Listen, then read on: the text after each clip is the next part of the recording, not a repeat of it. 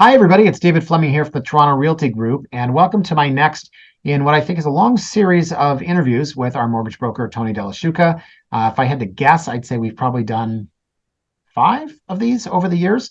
But you know what? It's time again because the mortgage market's changing. It's not just interest rates, folks. It's everything in between. It is what are the lenders that we're seeing? Are we going to private lenders? Are we doing fixed? Are we doing variable? Are rates going up? Are rates going down? These are just some of my questions, not just the questions the readers have asked. And then people got into some pretty specific ones about amortization, a couple looks into the crystal ball, and of course, what video would not be complete without a couple of the blog readers going back and forth and nitpicking each other's questions very sarcastically and cynically. Anyways, let me bring in Tony. Tony, are you there? Dave, thanks for having me. A pleasure to be on as always. I ask, are you there like it's 1985 and I'm calling my grandmother? Sometimes I feel like it's CNN here and I'm just, in a green room or something, but it's nice to be back. Thanks for having me. Well, if it was CNN, you wouldn't be Don Lemon. And if it was Fox News, you wouldn't be Tucker Carlson. Big week. They both let one of the big guys go, huh? Yeah, the big boys are gone. So how ironic at the same time. So there could be an opportunity for one of us, you're saying. I'm more of a BBC person, Yeah, I mean, I'm not sure what value I'd add to CNN, but or Fox News, but for what it's worth, it's always nice to be here. All right, so I had a couple of questions, which maybe I'll leave to the end in the interest of time. So I'm just looking at my other screen here, folks, and maybe when we edit this, we'll put them up on the board. So we got 15 comments, although, as I said, a few are back and forth. So let me get to the first one here. So Kevin says, very nice punctuation here. Good timing here, David. And then he says, hi, Tony. Has the amortization period changed at all in the past year? I've read a lot about the comeback of the 40-year amortization or even a 35. I'm assuming that when rates shot up, the lenders must have done something to offset the effect. So let me put more of a question in Kevin's question. He's saying the lenders must have done something to offset the effect. My additional question would be, can they? Are they allowed to? But if you could go ahead there, Tony, and talk about amortization periods, 40, 35s, and what the lenders are doing here. I guess what Kevin's saying is to help bring the payments down.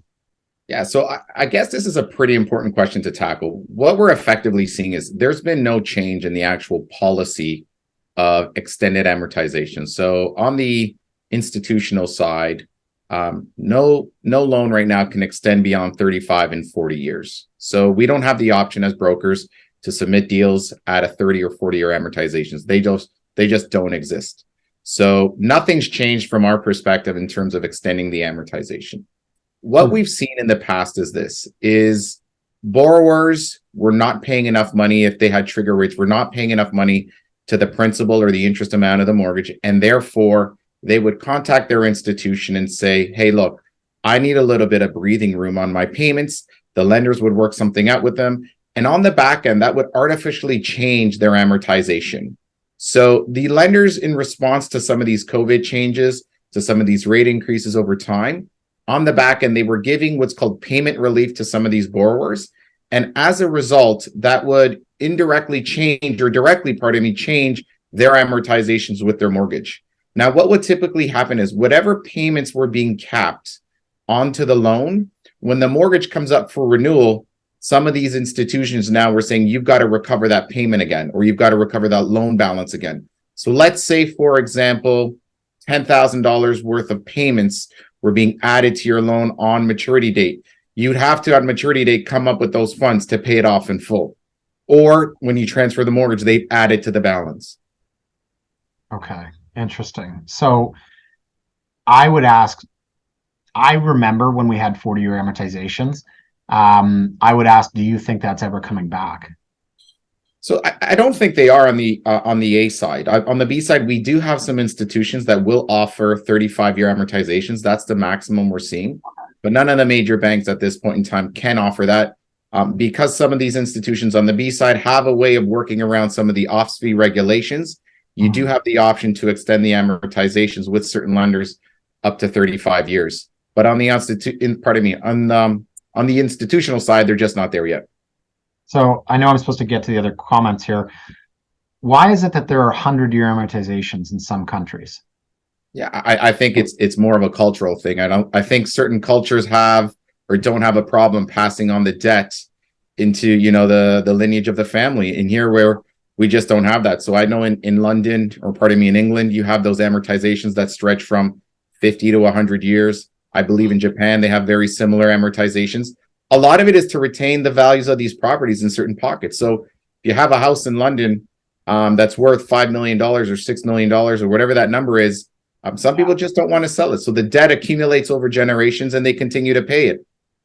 In our culture, I think we try to pass along savings to our kids, inheritances.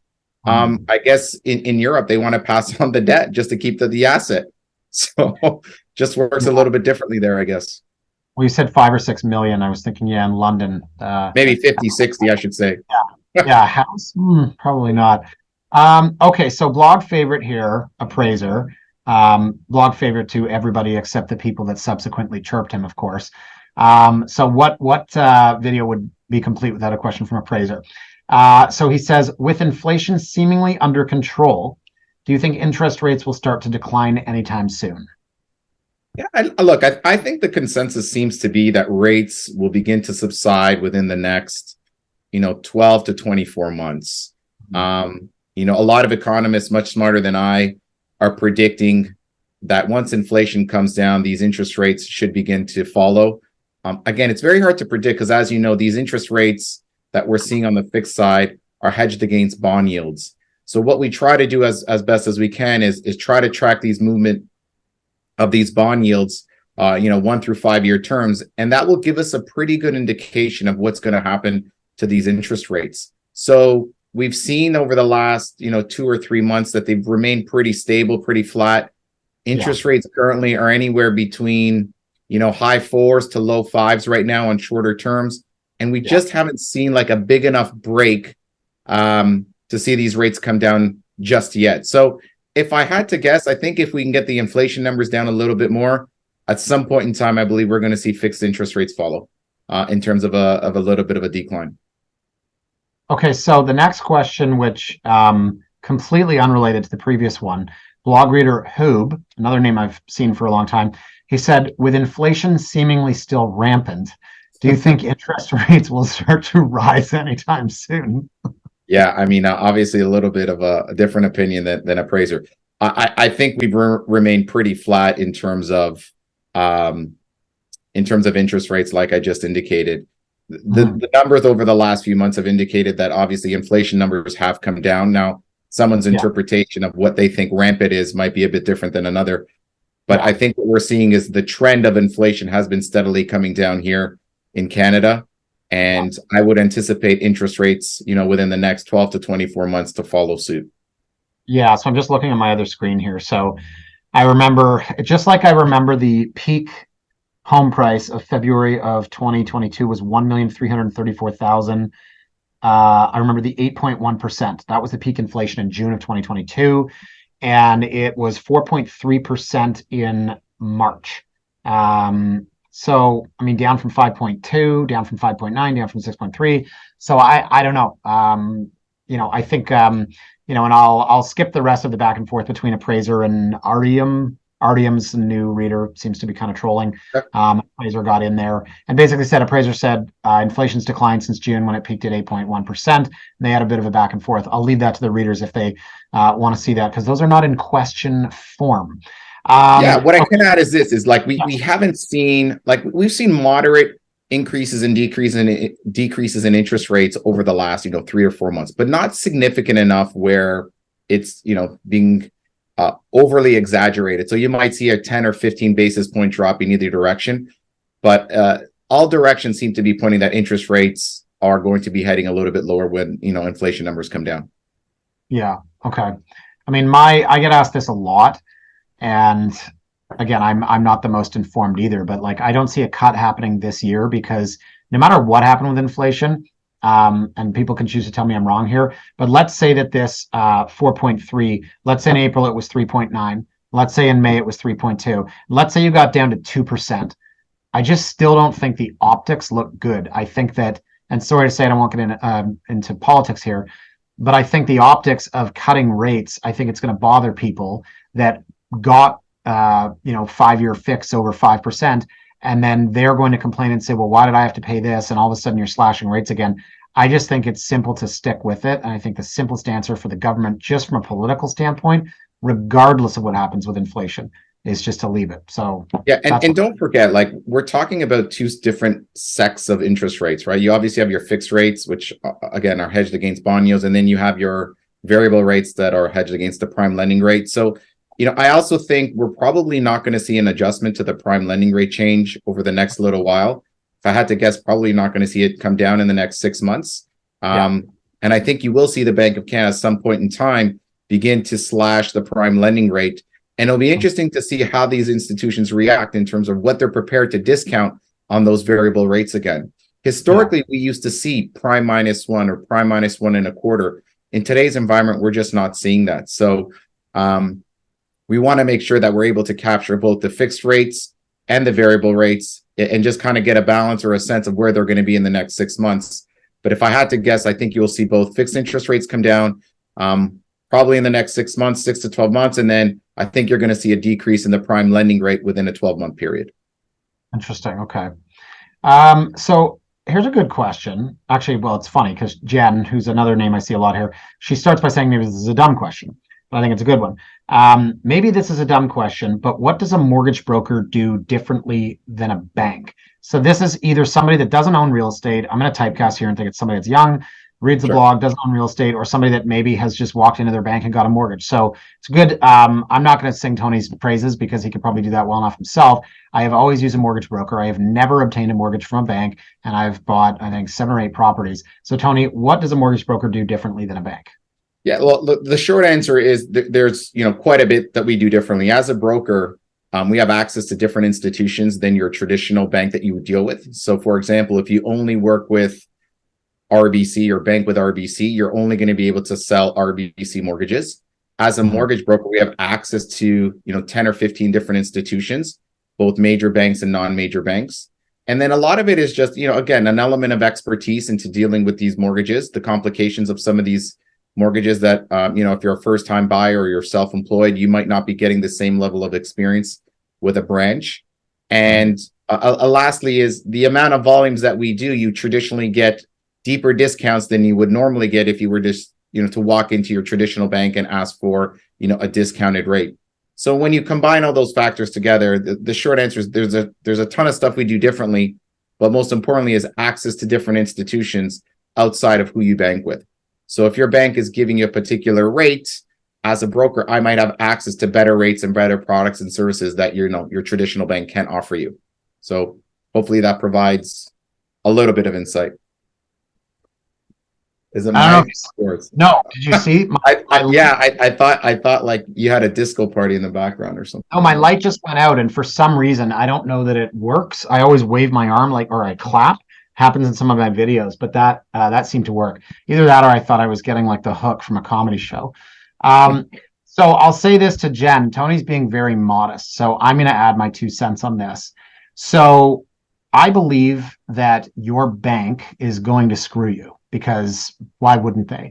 I believe that your bank, let's say you bank with TD, and I do, and I love TD, but if you bank with TD and you walk in and say, hi, I'd like to get a mortgage, they're probably under the assumption that it's 80% likely they keep your business. So they're going to play the odds and they're going to give you a terrible rate, right? That is what happens routinely. Now, when you go to a broker and then they get you a better rate from somewhere else, your bank will say, oh, we can match that. If you end up going with them, you reward them for attempting to screw you. And the thing is, people do this all the time. So, I've said this over the years.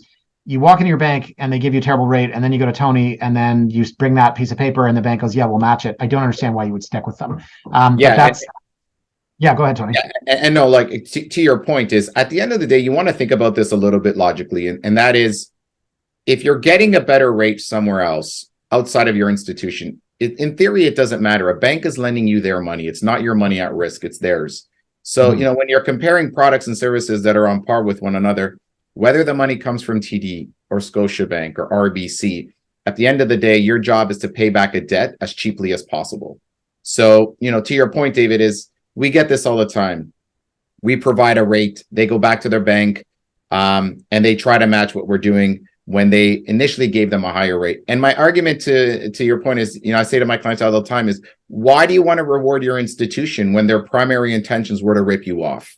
That's right? exactly. So, again, like, we don't win every client, but at the end of the day, because of the amount of volumes that we do, we're commission based rather than salary based. So we're able to deduct these rates a little bit lower.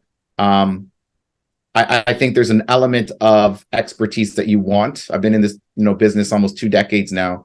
So my relationships with these institutions are going to be, much better than you would traditionally get with someone that just started their role in the last 6 months. And then you walk by 6 months later and they're not there anymore because they took a different position.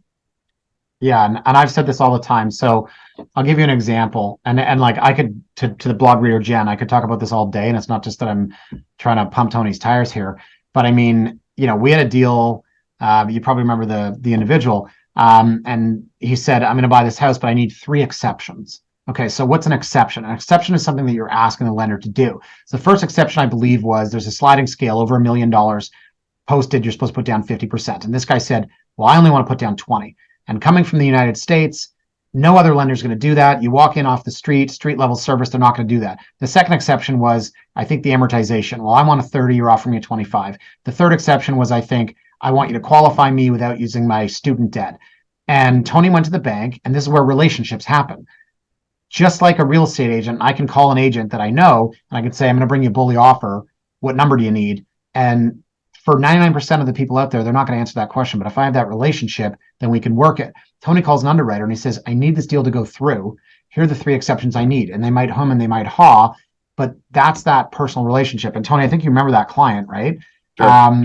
And that deal happened because of the exceptions, which if he walked into any bank off the street, they wouldn't have done it. And he wouldn't be a homeowner right now. Yeah. And they're like, there are a lot of great brokers out there that have, existing relationships with their banks and stuff. At the end of the day, if I can make a recommendation is, use a broker. They just have access to better products and services than you traditionally would get with, your walk-in bank. But yeah, I'll leave it at that. Yeah. My final thought, Tony made a good point about you walk in 6 months later, someone else is there. Yeah. I mean, look, people call me at 10 o'clock at night. That's my job. I mean, I was on vacation, and I worked the entire time. Like, that's just what we do. I'm sorry to say, like, real estate and being a mortgage broker, they're not 9 to 5 jobs. And so when you walk into the bank and someone's gone at 4:30, you're not going to reach them till the next day. Their knowledge is somewhat limited. They move around. They're in different industries. They're in different jobs. A guy that's been in the business 20 years, you're getting the knowledge, you're getting the experience, you get to talk to them 45 times. And what I hate is when you spend a year with somebody, and then they're like, well, my bank's going to match my rate. I'm going with them because they don't want to go with RBC because their bank's with TD and they don't want to use a different password for a different website. I'm like, I've had mortgages, dude, from lenders that are literally defunct. All it is it's an internet browser and it has different colors and different numbers, and who cares who provides your mortgage, right? So, okay, so let's move on. Derek, blog reader, not to put a list out there, but I'd say Derek's name is probably in the top 5 or 7. His question's very simple, Tony. How's business? Is Derek planning on trying to get into the business? Derek's what we call a sharp. He's got some good ideas. He was the one that came up with the idea for the price guessing game, and then I wrote Eric a couple of months ago about when the average home price in Toronto will surpass. God, I don't remember my own game. I'll have to look it up. Anyways, but how's business? What are you guys working on? What are you seeing? Business, I think over the last, I would say 4 to 6 weeks has picked up quite significantly. I think the first few months of the new year were just a little bit slow in terms of just actual funding deals. We saw a ton of pre-approvals in the very beginning. More than I've done in the last, I would say 4 to 5 years. So activity, we were busy. There was just not a lot of inventory out there. And there was this little bit of like hesitancy in terms of what consumers wanted to do and just kind of pause and see what was happening. But in terms of productivity on our end, we were extremely busy with a lot of pre-approvals. And now those pre-approvals are all translating into purchases. So with the spring market now that's, upon us, summer market is going to be here soon. A little bit of inventory picking up. Interest rates have remained a little bit stable. So there's a sense of interest rates being somewhat reasonable now. And I think the most important thing here that we're seeing is people have been on the sidelines for quite a bit of time, and there's almost this buyer fatigue that has set in. So if you're waiting for 6 months and the property that you found, you're finally in love with is on the market, people are actually making offers now where, 6 months ago they just wanted to see and pause. But it's quite busy again right now. So fortunately for us, no complaints again. And are you And doing a lot of? if I may say, it seems to me like the Toronto market again has been pretty resilient in the face of like COVID and inflation. Like it just does not break. It finds a way to bend, but it will not break. And what we're seeing is consumers that were on the sidelines 6 months ago are now actively buying again, which is nice to see. Yeah, and if I could add to that, I would say that if somebody called me in September of last year and they said we're thinking about getting into the market, they've watched the market decline for 3 or 4 months.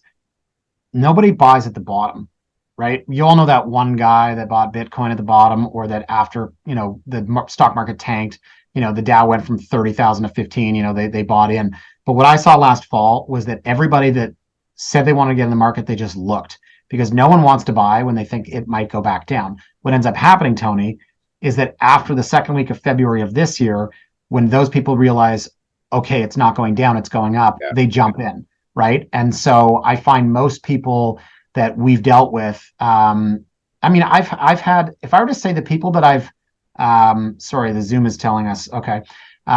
Most of the people that I have dealt with this year are people that were looking last year. So I've had people, like we were just talking about a client that, new client, bought a place right away. We sold their place. They were somebody that came out of the woodworks in February. And in fact, I wouldn't say most, I'd say it's 50-50. But so let me ask you the follow-up, Tony, for the people that you're funding their mortgages, would you say, if you put them into two buckets, people that started their search January 1 onward, or people that were active in 2022 and bought this year, what bucket would you slot those guys into?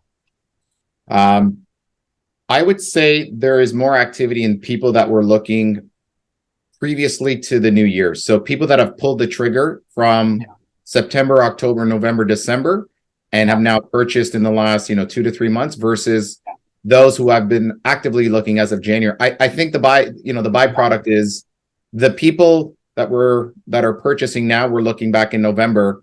They've had a little bit of time to kind of oversee this market and kind of get a sense of, get comfortable sort of with what those payments are going to be like. Yeah. And they probably have seen a price decline in the early stages of searching. And I think they've come to a realization that, the prices have now sort of peaked. I don't think we're going to see much more of a drop in prices. I mean, you can probably tell me a little bit more accurately, but again, to my point is there's a sense of fatigue that they've been looking for 5, 6, 7 months now. There's a little bit more inventory and they're ready to pull the trigger, versus someone that's been looking January, February of this year, and there's just, not that much stuff these days for them to make offers on. Yeah. Okay. So I wasn't wrong. I said my initial feeling was that most, over 50%, probably. I'm sure I could, honestly, I could pull out a list of the buyers that we've closed this year. And, but there are people, I had one couple that, but they literally bought within 10 days, which is crazy. Right opportunity. I think I wrote about it on my blog. It was a property that was sold conditionally that fell through. But they had been thinking about it for a long time. So sometimes people are like, we've been thinking about moving for 2 years, and, right place, right time. Okay. So I've got another question here, from, I'm scrolling up. Okay. From Paul. Paul says, sorry, I can't read. I'm so tired, man. I fell asleep in my daughter's bed last night at 8:30. Okay. I literally fell asleep. I went home, I put her to bed. I had all this stuff to do. I fell asleep at 8:30 and I woke up at 10 o'clock and I was so disoriented. You're not getting enough sleep, pal? No, we're so busy right now. I'll save that for, world's smallest violin or whatever. Yeah. Let me start over, Paul. Sorry. Sure. Have the ratio of fixed rate to variable rate mortgages that people are signing up for changed over the last year? Great question. Yeah, Paul, it's a great question. The answer is yes. 99% of our clients are now taking fixed rates. Variable rates are just too expensive. So I think we've talked about this before. The way you want to think about taking a variable rate is, historically speaking, variable rates would traditionally be 1% to 1.5% lower than what you would get on a fixed rate. which Mhm. basically means the bank was rewarding you or incentivizing you for assuming that variable rate product. In today's world, consumer is getting prime minus 60 or 70. That rate is about 6% now. And fixed rates, shorter terms are trending at about, 4.99%. So, a consumer is not going to be taking a variable rate product knowing that, potentially this rate could get worse, or Mhm. the amount of discounts that need to happen to prime rate to catch up is just not worth, again, assuming that risk. So variable rates are really non-existent right now in terms of what clients are taking. A lot of clients are taking shorter term rates, 2 and 3 year terms, to kind of hedge themselves on when we anticipate fixed rates to be lower. So great question, but 99.9% of our clients are being encouraged to take fixed rates. Okay. Hi, everybody. It's a new day. It's a new shirt, but it's still me here. And we're going through the editing process of the video, and we realize this is pretty long. So why don't we break it in half? Hope you enjoyed the first section, and we will be back on Wednesday with the second part of your questions and my mortgage broker, Tony Della, Sciucca. Thanks for watching. See you Wednesday.